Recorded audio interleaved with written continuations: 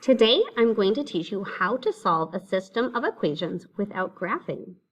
We're going to use a method called substitution. So substitution is great if you have some big numbers. So like for this equation here where we have a 98, we're not going to want to make a graph that goes to 98. Also, it doesn't matter which form the equation is in. So it's okay if this is in standard form. We don't have to convert it to slope-intercept form. All right, so here's what we're going to do. We are going to start with one equation. I'm going to start with this one. And we have to solve for one of the variables. Oh my goodness, y is already solved for. It's telling us y is this. So what I'm going to do is I'm going to come over to the other equation, and I'm going to replace y with this, because that's what y is. So I'm going to rewrite this as x plus. Now instead of y, I'm going to write x plus 6, because it's the same thing, equals 98. Now I'm going to solve for x. So first I'm going to combine my like terms. So x plus x is 2x plus 6 equals 98. All right, I need to get the x by itself. So I want to get rid of that integer. So I'm going to minus 6 from both sides. And I get 92 and 2x. And then that's 0, which is the same as nothing, so I don't need it. So then we're going to divide by 2. And we have x is equal to, sloppiness, 46.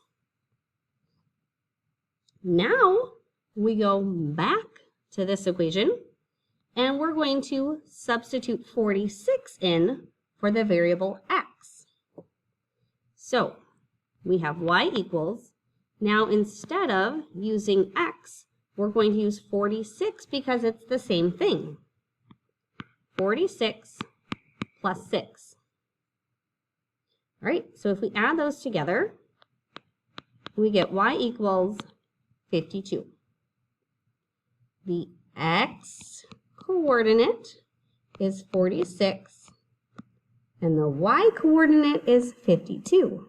So that is our solution, or the point where the two lines will intersect. All right, let's try another. All right, so we have to first solve for one of the variables. I'm going to start with the equation on the left. None of the variables are by themselves, but x is probably going to be the easiest one to solve for in this case, because all I would have to do is add 2y to both sides to get x by itself.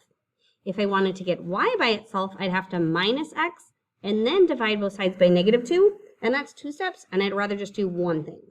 So I'm going to add 2y to both sides, gets rid of it over here. So x is equal to 2y minus 5. I have to write those side by side because they are not like terms.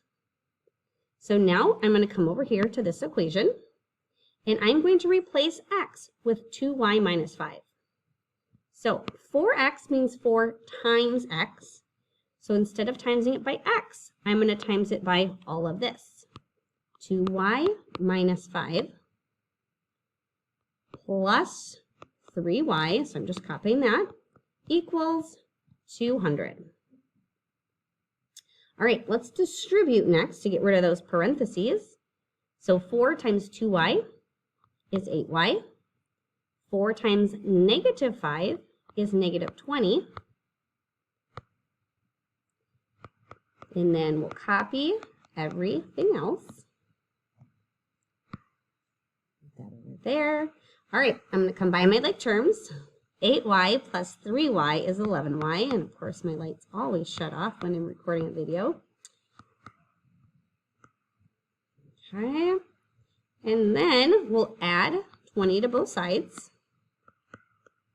And now I just realized I forgot that extra 0 from 200. So 11 times some number equals 220. And lastly, we will divide both sides by that 11. So we have y equals 20. Let me just dance for a moment. Okay. So now we are going to bring this over here. And we're going to replace this y with 20 because y is 20. So x equals 2 times 20 minus 5. We have to multiply first before we subtract. So 40 minus 5 is 35. This is our value of x.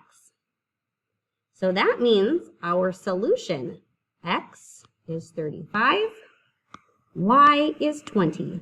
So that is the point where the two lines intersect.